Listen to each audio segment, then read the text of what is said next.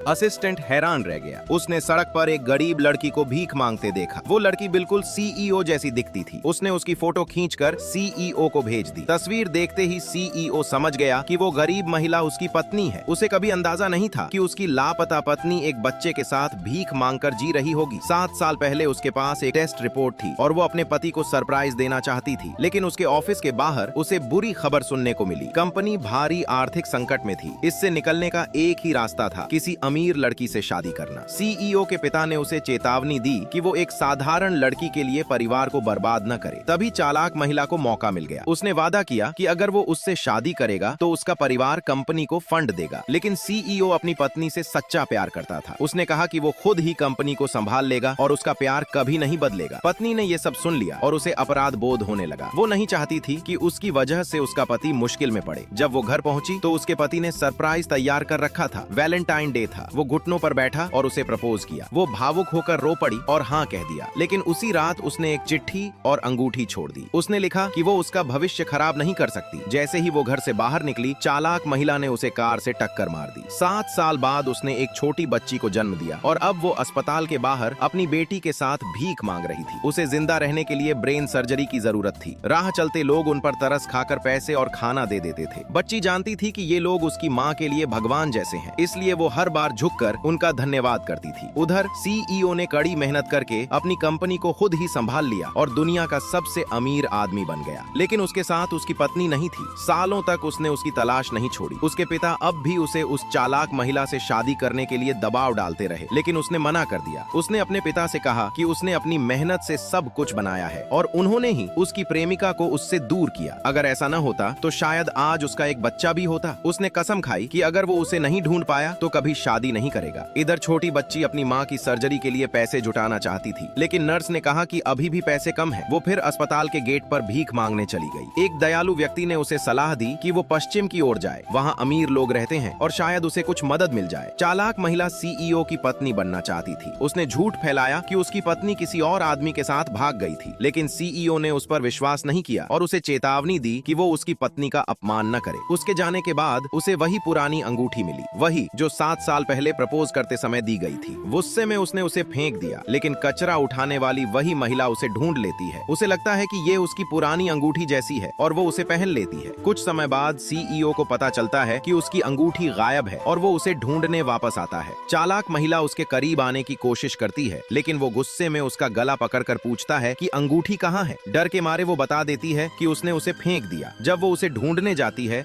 तो अंगूठी गायब होती है। फिर वो उसे उस गरीब महिला के हाथ में देख लेती है